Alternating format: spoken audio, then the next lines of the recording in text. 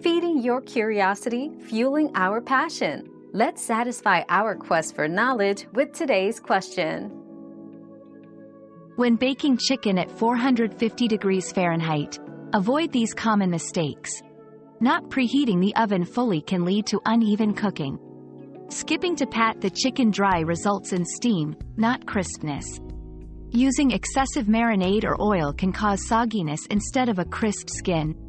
Crowding the pan prevents heat from circulating evenly, leading to uneven cooking. Avoiding these mistakes ensures the chicken is juicy, with a perfectly crispy skin. Additionally, always use a meat thermometer to ensure the chicken has reached the safe internal temperature of 165 degrees Fahrenheit. Another mystery solved, but many more await. Keep up with our daily discoveries by subscribing and turning on notifications.